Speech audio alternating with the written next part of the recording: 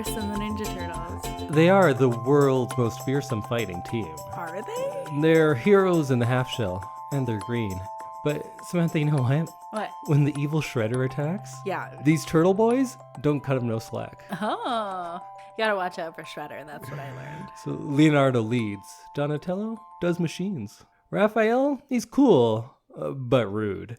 And Michelangelo, he's a party dude. You don't know the theme song at all, do you? I don't. It was great. That's from the cartoon. Oh, I was gonna say, did they do it in the movie? No, but at the end we get a full recap of the movie Right. in that song. Turtle Power. Turtle power. I'm all for turtle power. Yeah, we learned what turtle power really means. Yeah. It's not just the power of a turtle. No. Because Splinter had turtle power. Yeah. And I like to think that I have some turtle power. Aww. Well, maybe we should get started. Welcome, everyone, to a very nostalgic episode of I Love This, You Should Too. It's me, cool but rude, Indy Randhawa, and with me is that party dude, Samantha Randhawa. Whoa. Party. The appropriate response would have been cowabunga. Oh, sorry. Cowabunga. Cowabunga to you, Samantha. Indy and I are both very sick right now. We are. And it's like minus 50 outside. So a lot of people will think like, oh, it's like minus 50. But No. it is actually 50 below Celsius where we live currently. And we're sick, so we wouldn't leave the house anyway. It's kind of a nice excuse to just like stay in your pajamas all day and cozy down. And watch some Ninja Turtles. So if I sound extra like throaty or if I sniffle, it's the cold. It's not... I think my voice actually sounds not bad right now. No, it doesn't. It hurts and I'm gonna cough a lot, but that's what editing is for. Yeah, exactly. So Indy, this was your pick for Nostalgia Month. And tell me what we watched. Well, we did the 1990 Teenage Mutant Ninja Turtles, which I think may have been the first movie I ever saw in a theater. Aw. I think it might have been. I remember going. My sister took me with her friend and her friend's little brother because we were both of the same age. Which sister? Sharni. Oh, Yeah. nice. So she took me. We saw this and it was great. I remember going to the theater. I remember leaving the house after dark, which was not a thing that I really did at that age because I was, I think, 6 Right. at the time. And watching it now, maybe the first time in 30-ish years I've seen it, I think I was actually surprised That it was good? that it was so much better than I thought it would be. We just watched it today and no notes or anything like that. We're just going to check. So I thought like, oh, it'll be a fun little movie. We'll just talk about some fun nostalgic things and toys and whatnot. No, I was wrong. I should have taken time. I should have written an essay on this movie because it's great. I loved it. Well, how about you, Samantha? I loved it. Did you? It was a fun ride. I liked it a lot. It's more fun than you'd Yeah. expect, isn't it? I didn't really know what to expect going into it because obviously at the age that this came out, I was like very much into girl things and Ninja Turtles were boy things. So Right. I didn't get into Ninja Turtles as much because I just wasn't around it. And I think Ninja Turtles is kind of fun. It is so fun, and it strikes that balance so much better than so many comic booky type things do now. Because now we have to have like a man dressed up as a bat and flying around, and it's so serious. Yeah, everything is deadly serious now. Or it has to be artificially quippy and jokey. Yeah. And this is just like, yeah, it's kind of silly, but they kind of exist in our world. Yeah, which is kind of nice because you don't have as much magic involved as a lot of like superhero movies now have. It's surprising to say that this movie that is predicated on some green ooze made these turtles into pizza-loving ninja teens. Uh-huh. But then it is one of the most grounded movies Yeah. of this type. If you get past the central conceit of who these characters are and that whole thing, the rest of the world, makes perfect sense. There isn't a lot of stretching and suspending disbelief once you get past, Ninja Turtles. Yeah. I just love the description of green ooze. It is ooze. Yeah. That is always the word that is used about it. I just love that because I feel like, and I'm just gonna like rag on Marvel now. I feel like with Marvel movies and like superhero movies of our time now, there has to be this huge, big scientific backstory of what it is. Which is usually nonsense. If you understand the stuff they're talking about, it makes it more unbelievable. Yeah. And this one is just like, yeah, there's some ooze. Yeah. I don't know. Which I feel like a story marketed to children, which it is. You don't need to go farther than that. I don't need to know what happened in the Second World War and like how he was fighting Nazis or like I just don't need to know all of this stuff. You don't need to justify your comic book magic. No. It's comic book magic. It's green ooze. Like Spider-Man, maybe one of the best known origin stories. Yeah. Radioactive spider bit him. He has spider powers now. That end. The end. Yeah. That doesn't make any sense. No. I don't care. It's fine. I understand what it did to him, and that's where we need to leave it. I feel like Batman, Spider-Man, and the Ninja Turtles are maybe the three most well-known origin stories in like that kind of comic booky world. Oh, yeah. Did you know the Ninja Turtles one before this, though? No. Oh, okay. No, I just knew that they were turtles who liked pizza. And they sure do. Yeah. They sure do. At least we watched it, right? We made pizza and ate that. We did. We had a pizza party and watched some turtles, and it was pretty great. I think that's the best way to watch a movie where they talk about pizza so much. Yeah. Because I would have been sad. Absolutely. And that's why I planned it that way. Tonight's pizza night. Yeah. Because it's turtle time. Because it's turtle time. But going back to what we were saying, the overall tone of this movie is what I liked so much more than I was expecting to. Like modern day superhero movies are always about like the world ending. And here it's the cops can't deal with it, all this pickpocketing and TV stealing. Yeah. And it's grounded in reality, but it's also a world where that's the worst thing going on in New York, which is like kind of quaint. That is quaint. I liked, I think I said this earlier. Like, I liked how real it was. It didn't need a bunch of magic. It didn't need like complicated relationships and stuff. It was just like 4 teenage turtles who like to hang out together. And darker than your modern Marvel stuff, but lighter than your modern DC stuff, which they have to be all jokey or all everything is the worst and we only shoot blue and gray now. Yeah. This is in the middle, and it looks like so many of those 70s New York movies that I love. And that's both due to like, this is a low budget movie. Mm-hmm. This is an independent movie. We talked about that a little bit. I think for the entire 90s, this was the highest grossing independent movie of all time. I don't think it was until Blair Witch in 99, I want to say, that was broken. Oh, wow. So you get some freedom when you're not in that big studio system. And they started making this movie without any distribution.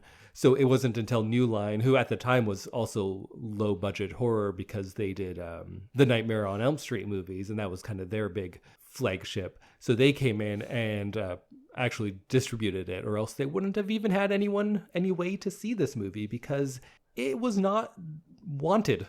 Oh. Somebody just wanted to make a Ninja Turtle movie. Yeah. That's awesome. Yeah. I love that. And for everything I'm saying today, it's on very old memory. I haven't done research today, so if I'm off on something, you know what? Deal with it. We're sick. You're lucky you're getting an episode. But what do you think it is about this darker tone for silly things that makes this one so successful? Like, I think it nails that tone. I think it does, yeah. I don't know what exactly it does, but it's really easy to watch this as an adult and not be like, oh, this is some dumb kids movie. Yeah. Like, there were jokes, obviously, as most kids movies have, like, adult jokes in it, just to keep the parents, entertained. But this was, like, easy to watch in a way that a lot of kids movies aren't. And we're going to keep comparing it to modern comic book movies because that's the world we live in. And I think what they make serious and what they make silly or light is so much of a better choice than you get in like your Justice League movies, because there it's a man named Superman and a man named Batman, and that is the most serious thing ever. We don't joke. Entire cities are being destroyed. Don't worry about it. We're moving on. Yeah. That's kind of like the Marvel thing was. And later in movies, they started saying like, hey, remember when all those millions of people died? Mm-hmm. But that's the light stuff. And then these men in tights is the serious part, which is ridiculous. So here they joke about how silly it is. There's a bit of that, like, we're so New York, we don't care about a giant turtle. When that cab driver's like, I don't know, it's some kind of giant turtle or something. And then they just go about their day because, like, we're in New York. We don't have time to stop for turtles. For that. And so they joke about the silly parts, like the giant turtles. But when there's something like their father being taken from them, that has gravity and that has weight. And it's so much less than the worlds being destroyed in all of those other movies, which seem to be treated much more lightly. So I think they give the proper things weight, and those things are going to resonate with you if you are a child first thinking about, like, oh, wait, I could not have parents one day. Or if you're someone older who has gone through that, they choose the human stuff to put the weight on and let the silly stuff be silly. You don't need to make it all the same level to make it work together. Yeah. And I think that's what this movie does surprisingly well. I think the script for this was very good. I was shocked and very surprised, very pleasantly surprised about how I didn't think a bunch of this movie was real dumb. It was really good. I think that's kind of the surprise that I had too. One thing that I really liked about the way that they wrote the turtles is that they were teenagers. Yes. They were like awkward, and their movements, I mean, they're puppets as well, but like their movements and stuff made them look like teenagers in that like kind of uncoordinated way. And the things that they said, the way that their feelings got hurt, like it was just very realistic. And I really liked that, because I think in modern, this is going to be like anti-modern superhero movies. Well, there's not a lot of great ones, so it's fair. But it's like, it's really hard to write a superhero who has superpowers in a way that keeps them a teen. Yeah. Or even just human or relatable. Relatable. And somehow these big mutant turtles seem more relatable. Yeah. Because their emotions are out of check, right? Yeah. They have teenage angst. Yeah. Raphael is screaming in rage several times because he's a frustrated 15-year-old who doesn't know where to turn this aggression. Yeah. And I think, to say something nice about modern superhero movies, I think this is where the like Spider-Verse movies do it right. Yeah. Because he's a teenager and he's dealing with teenage things as well as, you know, adult things because he's a superhero, but he's mostly a teenager. And I think a lot of previous Spider-Man movies aged him up too much to make it really hard to give him that like humanness as well as the superhero-ness. So I really liked the way that they wrote the turtles and the way that they like directed them, because they really seemed like children. I like what this did in opposition to Spider-Verse. And Spider-Verse, both of them I think are two of the best movies ever. So I love those movies. But those movies, Miles and those characters are role models, or they are the good example. They are dealing with lots of things and they are showing you how to deal with it. While the turtles are more like, yes, these are problems you have. They're not always dealing with it as well. They do get that guidance though. And I was surprised too, like how many times there's a moment where Splinter like tells them, tries to coach them, not just in like being ninjas, but just life lessons. Splinter at one point stops the movie and gives them a little speech about the dangers of anger, but also the isolation that can create and the need to rely on this family. And like, you have this family here, use them. Yeah. And that's a pretty good little speech for this movie. There's really some like little good bits of philosophy that Splinter's dropping all over the place in this. I liked Splinter. It took me a little while to get used to him.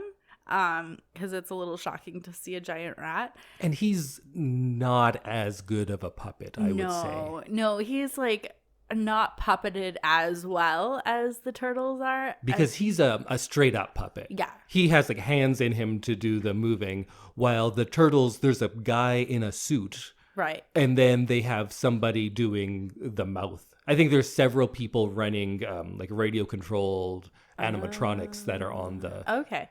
That makes sense then. But yeah, it took me a minute to kind of believe in Splinter. Right. More than it did with the Ninja Turtles.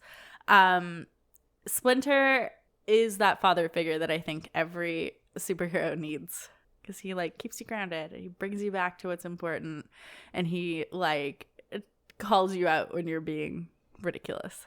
And if we want to keep that going, this idea of fathers and sons, we also have the Foot on the other side. Shredder is essentially doing the same thing as Splinter. If you just give the explanation of like, oh, there's this guy who has adopted these children, never lets them go out and just teaches them to fight, you'd be like, oh, that's a cult leader. But it's Splinter. It's Splinter. And Shredder is doing the same thing. And if you look at it from the point of view of all of those kids, they are referred to as like, you are here because you are outcasts, right? Yeah. The society has rejected you and I am giving you a home. You completely understand why they are following Shredder. Yeah. And I guess the big difference is that these random children who Shredder's teaching to be like him, they don't have a strong father figure. So they're more like a cult. They're more likely to attach themselves to someone who is willing to like put in the FaceTime with them and give them the attention that they don't get at home. And I feel like we talk about cults a lot on this podcast lately, but that's how cults start. Well, this movie is showing you the importance of a father figure. Yeah. When Splinter is taken away, they take his lessons, and it takes them some time because they are so young and the first time without their father figure, and they take what he has taught them and use that to get him back. While on the other hand, you have all those kids who don't have like the strong father figures in their lives. They seek one out in the Shredder, and that's what leads them into this life of crime. But I love that there is this mirroring of our heroes and our villains are so similar. Yeah. And when you're having those big fight scenes, when the Ninja Turtles are beating up all these foot soldiers, those are just teenage boys as well. These are just teens fighting teens based on what their dads told them. Which is wild. Yeah. Yeah, I realized that about like halfway through that it wasn't some like ninja force. It was just the teenagers. And I think that is so crazy and is, I don't know, like a good example of what nurturing children need and the difference between like parenting styles, I guess. Yeah, man, this movie this script is tight. This is a solid script. I was very impressed with it. And I know if you listened to last week's episode, I was critical about the Barbie movie. I still think it's a very good movie, but I was like, there's a little bits and pieces. And I think it was because like I've heard this is the best movie ever. And this movie I hear is garbage. It has very bad ratings all over the place. So when I look at this script, I was like, no, this is great. It's so much better than the expectations of it, right? Yeah, I really like it. And then the only other mention of a father we get in this is with April. She is still taking care of that antique shop just because it reminds her of her father. Which is like so sad. And then it burns down. Yeah. And then we get that whole sequence, which, you know what, had a lot of weight. It did. For a movie that I saw when I was 6 and I thought was just about like turtles that eat pizza. Mutant Ninja Turtles.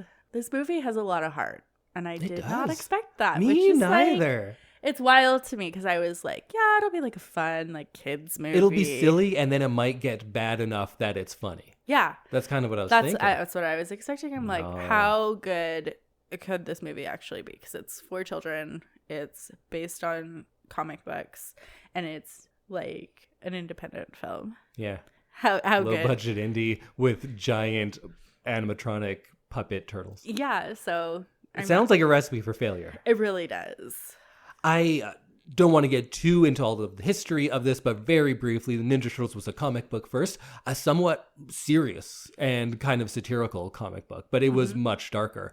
Then the toy company came along and they're like, and we want to make toys out of these, and they made the cartoons, which was probably more of what you were thinking. It's silly, it's fun, it's bright, it's turtles eating pizza. And I think that might be the only Ninja Turtles I've seen.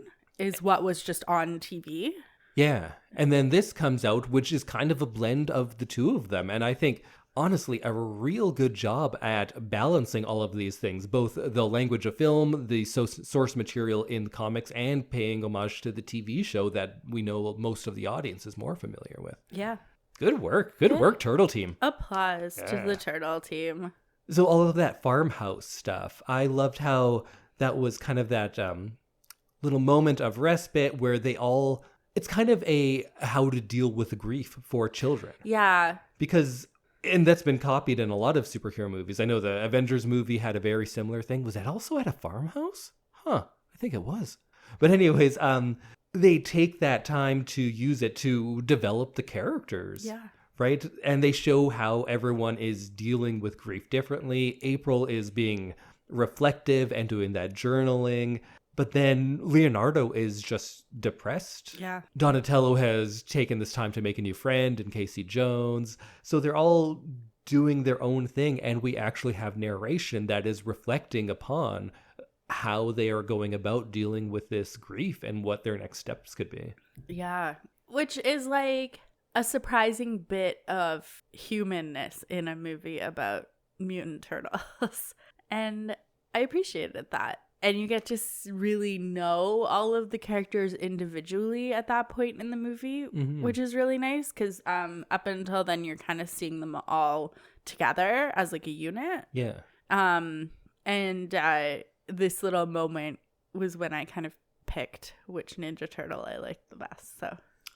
Oh, I'm going to ask you about that very shortly. We could talk about it later. But what I wanted to say was, and that is also kind of mirrored by the fight sequences. Like first we just see Raphael fighting on his own, and then we get to see the team disjointed and losing that one fight. And Raphael is unconscious the whole time, so it's just the three turtles. And it starts out kind of fun. That first fight sequence in the house, in the antiques place, I thought was great.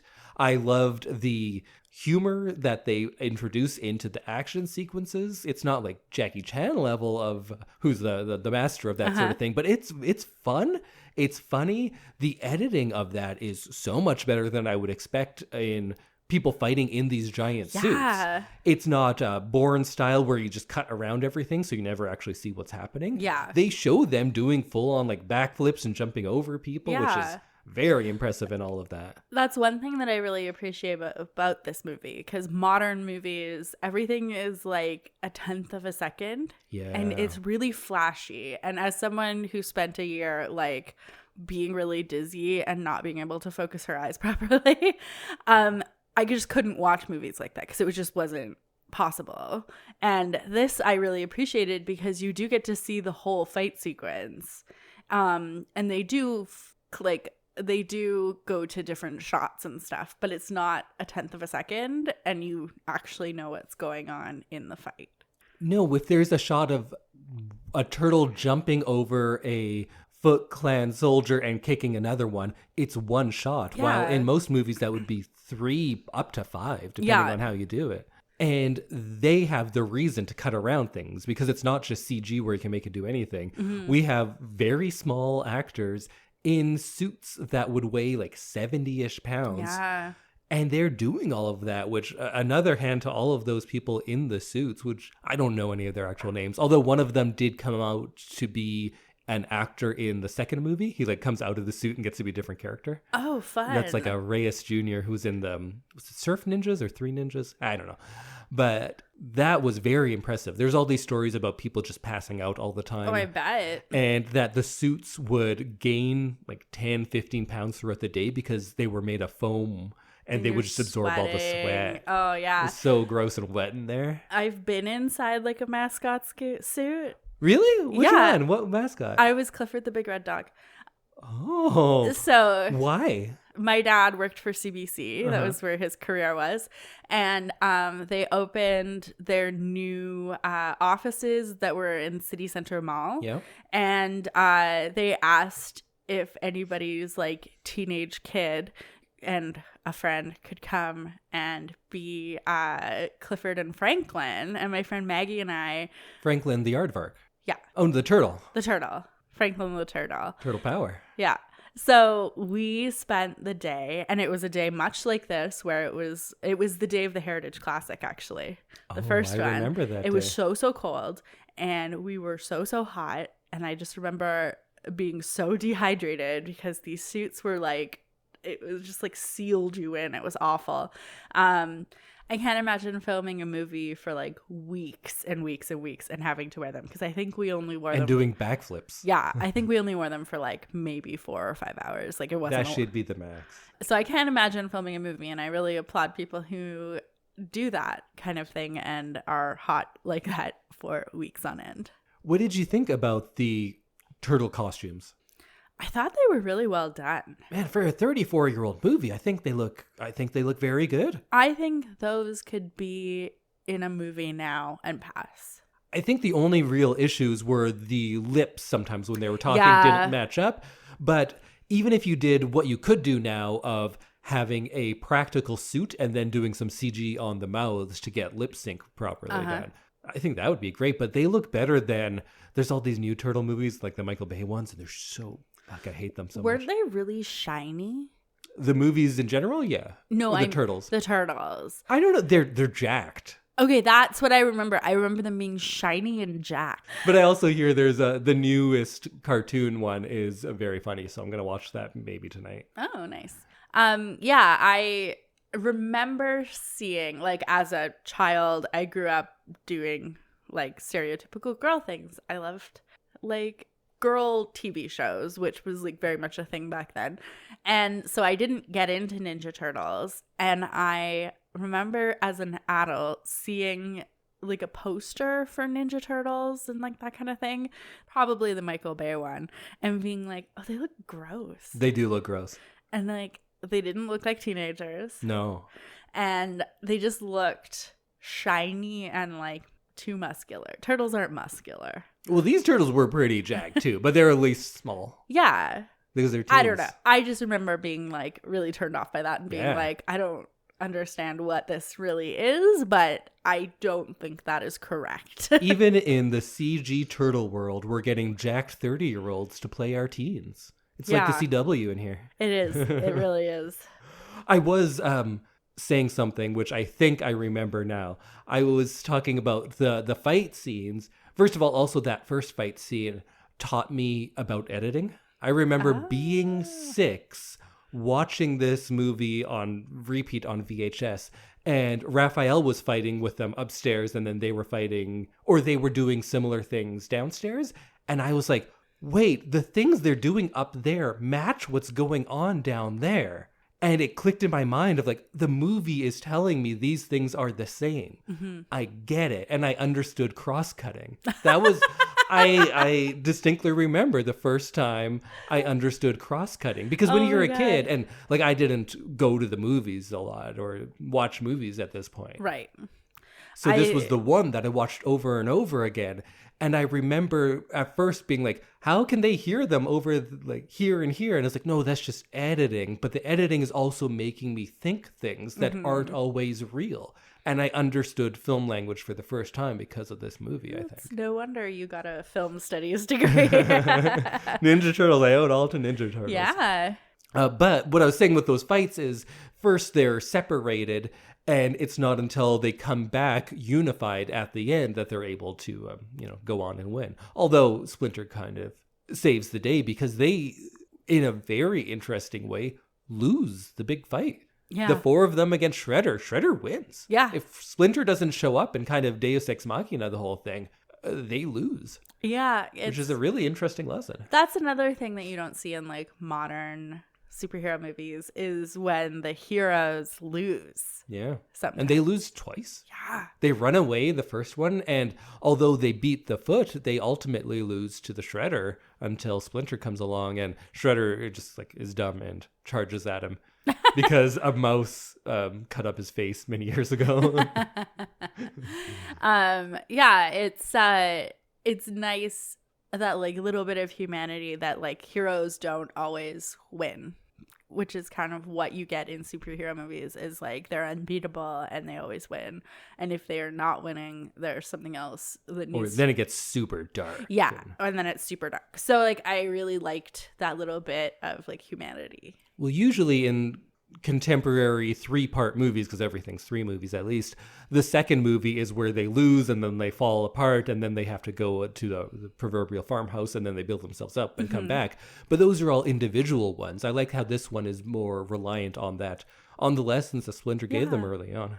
Yeah, absolutely. My favorite lesson from this movie: forgiveness is divine, but never pay full price for late pizza. I wish that was still a thing. Yeah. That like pizza, if it's not like, what was it, like 60 minutes or it's free, 30 minutes or it's free? 30 minutes. Imagine that. In New York City. Well, I think there it's easier because it's probably not far and they only have a certain. I guess, yeah. You get on your little scooter. Because I know when I lived in Korea, all the delivery was so quick if you wanted delivery. But I always had a hard time with that because ordering delivery in Korean is tricky for me. Oh, I bet that would be hard. Yeah. Other things this movie taught me: my knowledge of both Rocky and Jimmy Cagney came from Michelangelo's impressions. Oh. And now I look at him, it's like, oh, he was bad at impressions. I thought he was good. He's not. I think as a child, you'd think he was good at impressions. But I didn't know who Jimmy Cagney was. So it's like, yeah, that's what he sounds like, I guess. Oh. Not a lot of 6-year-olds watch James Cagney movies. I don't know who that is. There you go. Not a lot of 35-year-olds. That's also true. That's also true. Let's talk about April for a minute. Let's talk about April. Judith Hoag, I think is her name. I liked her. She's great. She is awesome because she isn't like Scarlett Johansson level pretty, where they're like, oh, look at this bombshell. She looks like a normal human, and I appreciate that. I feel like the place this movie has in my heart is making me hard for me to agree, because I was like, she's better looking than Scarlett Johansson. But I think it's because this was my movie. Yeah. I was mostly using her as like an example because there is like a standard of beauty in Hollywood. Right. And I think Scarlett Johansson is one of those people. I would say so. It was Megan like, Fox for a long time. Yeah. If you want a bombshell, which nowadays... Megan Fox plays this role in the Michael Bay ones, of course. Of course. And she plays it in like crop tops. So that's what I mean. Yeah. It was really nice to see someone who looked like someone that you would see a reporter around. Yeah. So I really appreciated that. And I also appreciated just how, like, after she had the explanation, just how, like, okay she was with hanging out with turtles. She's like, okay, cool. So I was wary about this because, like you said, this is a boys' movie. A child, like... boy movie, yeah. One female character. Mm-hmm. And usually you get pigeonholed as like, you are the girl. You're the one that often in those movies has to be the voice of reason, but it comes off as naggy. You don't get the fun stuff. Yeah. April's great. She's strong. She kicks ass when she can, but she's not going to like jump in the fight because she's not a fucking Ninja Turtle. Yeah, but she knows.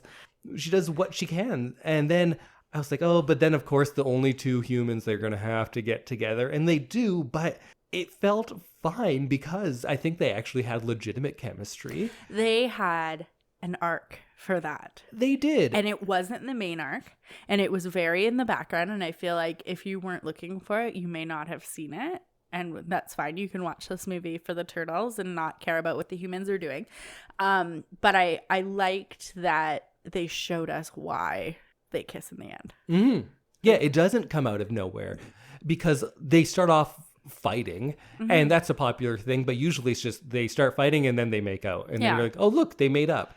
But this actually, enemies to lovers. Yeah, this actually shows it more than a lot of movies that people think are a lot better than those do, because Casey is acting towards her like a 10-year-old would, because this movie is kind of targeted at 10-year-olds. I think so. That's a big part of it. Yeah. So it makes sense, but then you're like, oh, but that shouldn't be shown as like, that's how you win a woman's heart. Yeah. But she is not won over by any of that. It is despite that. It's that she sees who he is underneath that, because when he tries all that stuff of like, hey, Toots, princess, she's like, no, fuck off, and leaves. Yeah. Not like, oh, well, I can change you. She leaves, makes him change, be better, and that's what's going to win her over. And I appreciate that because she's like, I know what I want out of a relationship. I'm an adult woman. I live in the world. I run my own life. Like, I know what I want. She leverages all of this into a raise in a corner office. Yeah. April's great. She was very good. I was very impressed with her performance. And then Elias Koteas, I don't know how you say his name, but Elias? Yeah. He is in so many things. I think now he's just one of those guys that unfortunately is making a multi-decade career doing cop dramas on TV. And if you look at his filmography, you'll be like, wow, he was in that? Who was he? Because you don't always remember who he was, but he's in a lot. Yeah, he's in a lot of like single word movies involving cops. Oh. Shooter. Crash. But yeah, I liked him. I didn't really understand in the beginning what his whole character was. Like, why do we need another? Because we're coming from a cartoon where he's like the sports guy. Right. He just has sports instruments. The implements of sports to like beat you up with. And that was kind of as much as I got out of the cartoons. And they did something with it that he was this former baseball player. And they never said what sport it was. Yeah. But he was former ice hockey player. Oh, was he a hockey player? I think he said hockey. Okay. And that's why he's wearing the hockey mask. But it's not a hockey mask, really. I guess. He's terrifying also. Because at the end, he kills the Shredder. Yeah. We think he might be dead, but just to make sure, he crushes him with a garbage truck. Wild. And very actively. He chooses to do it. I wasn't expecting them to show anything after he fell into the garbage truck. Most movies wouldn't. And instead they showed his helmet getting flattened. And presumably his head. Yeah. And that was so much more than I thought we were going to get out of that death scene. In his introduction, Raphael's already beaten up these two purse snatchers. Uh-huh. And then Casey Jones comes in and is going to beat them up more. Mm-hmm. If Raphael didn't intervene, do you think he would have killed them? I think so. I think he might have been there to kill them. I think he's a murderer. I think he might be a murderer. And I think he finds it fun to like chase people down and murder them. I think you are right in that. Yeah.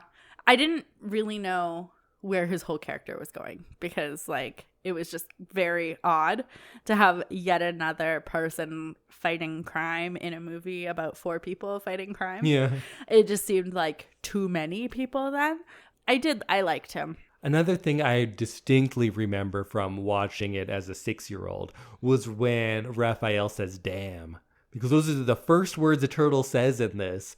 And I was like, oh shit, he just swore. Well, yeah. I guess I wasn't, oh shit, he just swore. I'd be like, oh my, he swore. And I was like, am I watching an adult movie here? Yeah. And I think that's the tone this movie strikes so well, is that when you are a child watching this, you don't feel talked down to. In fact, you feel like you are getting a glimpse into that adult world. Yeah. This movie isn't protecting you from it. It's kind of like, this is your way in because of the turtles. And now you can see what this dark adult world is all about. And the swearing, even if it's just damn, that was like a thing to me when I was 6. That was a big deal. Well, like, I think if you are a child now and you watch the Robert Pattinson Batman, you're not going to feel the same way. You're not going to be like, oh, this is my way in. You're like, what is this? This is horrific. Yeah. It's like too much. It's just a world of the most serious stuff. And I guess like maybe it's been a long time since I've seen the 1989 Batman, but that might be a similar one too. Yeah. I liked that this movie was for children, obviously. I found it easy to comprehend and that kind of thing. But I also liked that it has more complex moments and felt watchable as an adult. Even though I will admit that my brain is not at its best right now, I still felt like this movie was accessible. It doesn't drag. I know with other like comic book movies, sometimes the fight scenes to me drag because they're just showing like, look how big everything is. Yeah, and loud and flashy. Absolutely. And it's about the effects. And here, the fight scenes also taught you about the characters. So I couldn't get bored with them because for a while you're impressed of like, oh yeah, they're doing flips and stuff and that's fun. But for me, that's not going to hold me very long in a movie. I need the characters to be moving and growing. And they managed to do that in the fight scenes even, which was, or the quippiness, the back and forth. It wasn't just one-liners for the sake of a one-liner like we get in a lot of other movies. Yeah. They are building rapport and we are seeing their relationships in the fight scenes by all the little jokes they're making. Yeah. It's a lot of fun. So fun.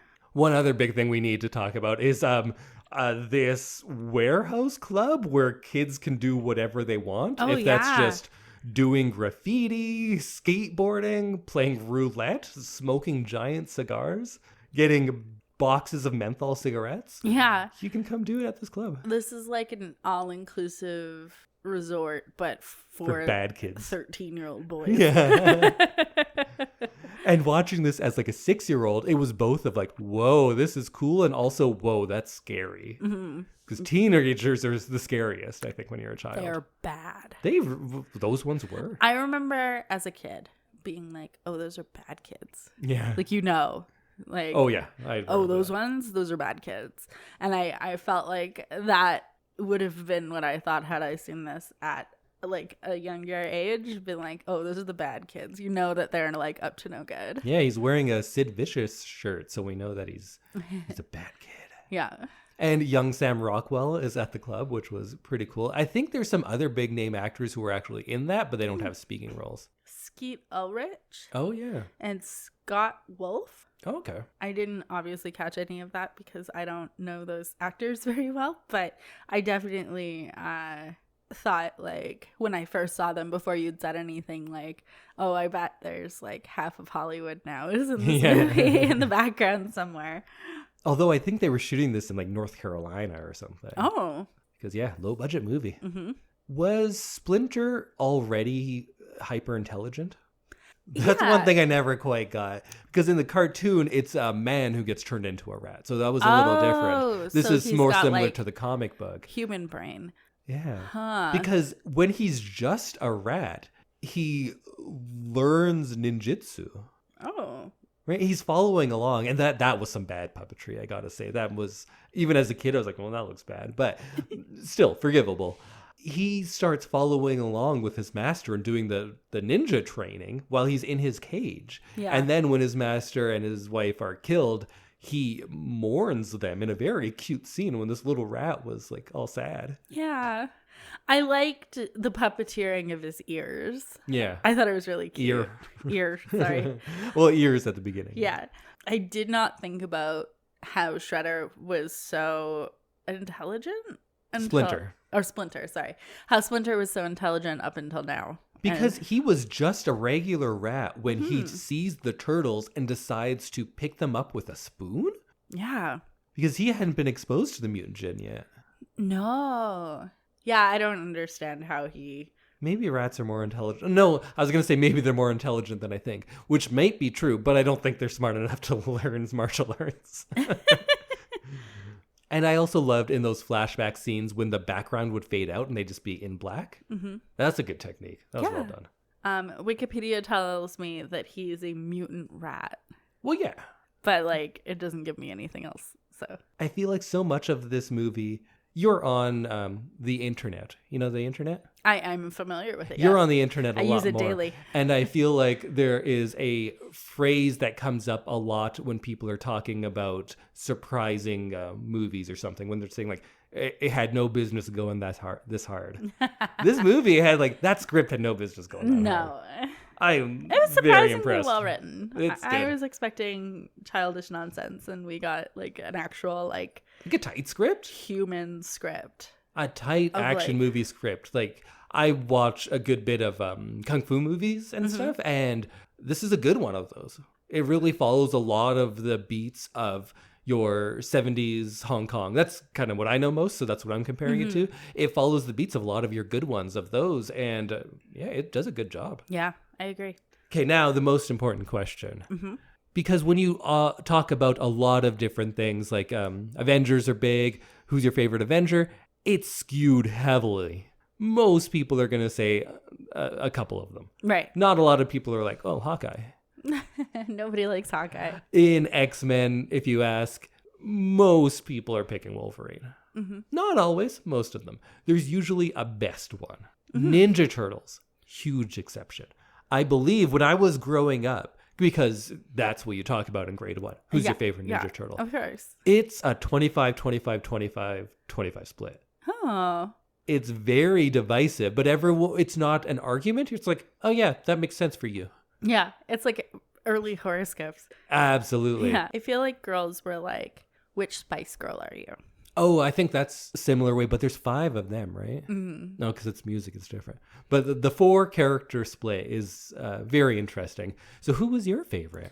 I liked Michelangelo. I thought you would. Does that make sense? That does make sense. That makes sense for you. I just liked some of his quips and his like, just the way he like moved around and stuff. I really liked him. And his interactions with Donatello. Yeah, Donatello gains a lot in the movie. In the cartoon, they are more pronounced in their differences. Oh. Like Leonardo is loyal. He's the leader. He's about, he's the most virtuous one. In the cartoons, Donatello is like a bit of a nerd. Oh. He's more studious. He does machines. Oh, I heard he makes gadgets. Yeah, but the way we in the turtle world refer to that is does machines. Oh, okay, great. It's kind of like Ken's job is just beach. Yeah. Donatello does machines. Okay, cool. Michelangelo, the party dude. Yeah. You kind of get with it. And Raphael is the brash and impulsive, the most emotional one, probably. The rude one. Rude but cool. Rude but cool. Just like me. So I had no choice but to have Raphael as my favorite because he was already so ingrained as my favorite from the cartoons. Right. So he was my favorite. The voices are also very funny. Like Raphael's the only one with this thick New York accent. Yeah. Like he seems like the big brother. Mm-hmm. He's like all like rough and New Yorky. And then these character archetypes are nothing new. I've stolen from this myself in Nightmare Island Part 4. Go check it out when it ever comes out. We had 4 characters and I was having trouble like figuring out who they were. I was like, Ninja Turtles. You just followed the Ninja Turtles because the Ninja Turtles are also then based on the 4 humors. Like if you go back to ancient Greek drama, and do you know about the 4 humors? Vaguely, I do not remember about them though. The 4 humors are phlegm, yellow bile, black bile, and blood. Right. And when you are ill or what your personality or temperament is... One of your humors is out of line. Yeah. Or out of... And then your personality is you have more of this that makes you this way. Yeah. So Donatello is a... pragmatic realist, which goes along the lines of phlegm. Raphael is emotional because he's associated with blood. Leonardo is the ambitious one because of the black bile. And then Michelangelo, he's the party dude. Mm-hmm. And then that works in so many other shows where you have 4. Like Scooby-Doo has 5, but Shaggy and Scooby are together as one. They are Michelangelo, Leonardo is Fred, Donatello is Velma, and Raphael's Daphne. Oh, yeah. And you can put it into anything. Like, I personally love Buffy. I know you do too. I do. There, though, it's a little different because you get the main 4, but I would say Giles is the Splinter. Huh. Right? Yeah, he is. So then Buffy is Leonardo, the leader. Willow is definitely Donatello, the studious one. Xander is Michelangelo, but they don't always have a Raphael. So I would argue that there's a rotation of passionate shit disturbers that come through. Yeah. Being Faith or Spike, and they are the Raphael. Yeah. Or Anya. Yeah. As well. It works for the Golden Girls. Oh, yeah. They fit this as well. Always Sunny fits it. Yeah. Like Dennis is Leonardo, Donatello's D, Mac is Raphael, Charlie, wild card. He's Michelangelo. Yeah. If you watch the Avatar show, Aang is Leonardo, Katara is Donatello, Toph is Raphael, and Sokka is Michelangelo.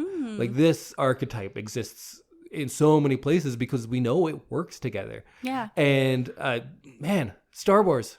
Yep. Okay. It just it works in so many places. So when I was trying to like breathe some life into these characters and we had the plot and I was trying to figure out who they are, I was like, just go with the Ninja Turtles. And that leads everything. And those characters just work so well together. And they've known it for thousands of years and they knew it when they were writing this. Yeah. Wow. Ninja Turtles, the basis of all current film. Yes. Honestly, like we say that as mostly a joke, but there are a lot of things that current, especially comic book movies, have taken from this and done, I would argue, not as well. Yeah. We've really hated on comic book movies today, but we do actually enjoy watching them. The thing is, it's not that they're all bad. It's that there's so many of them and we no longer expect them to be good.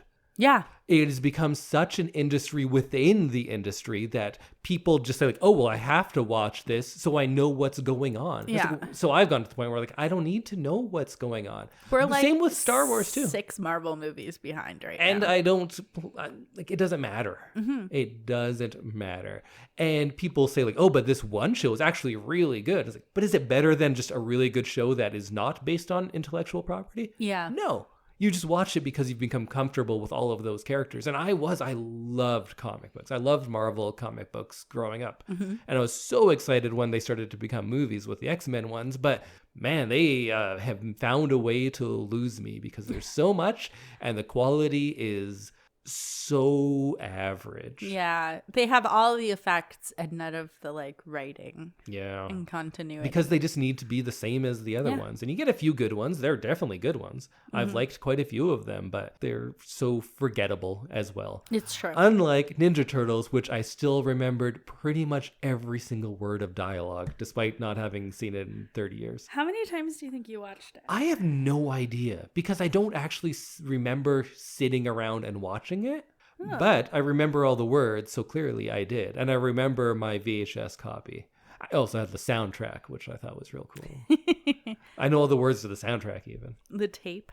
Yeah. I had it on cassette. Man, that was a good tape.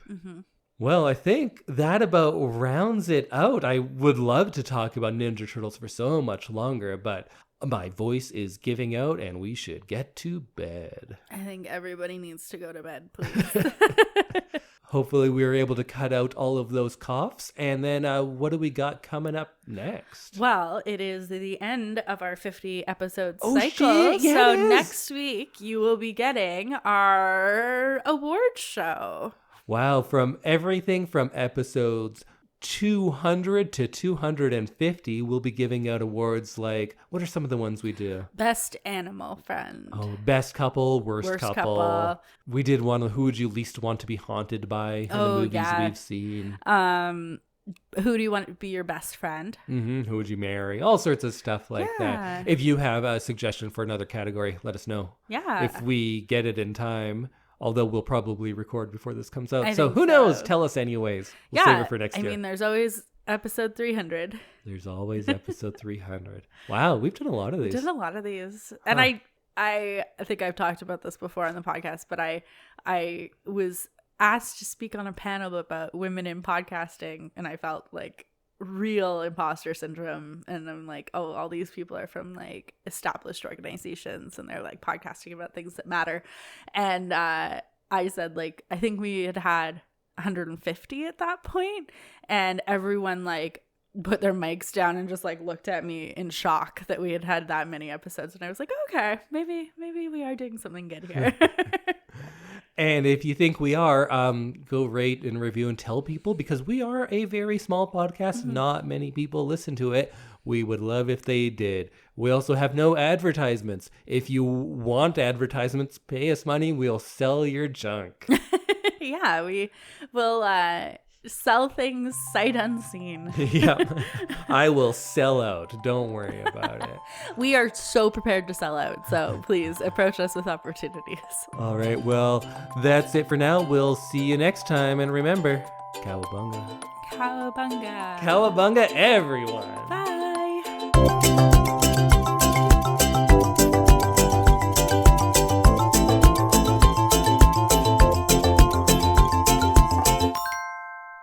There's all these new turtle movies, like the Michael Bay ones, and they're so, like, I hate them so much. Were they really shiny? No, the turtles. The turtles. I don't know. They're jacked. Okay, that's what I remember. I remember them being shiny and jacked. Yeah, they're jacked turtles, and I don't know. I think they're just like whipping their dicks out all the time. It's fucking Michael Bay. Bunch of garbage. I'll probably cut that part.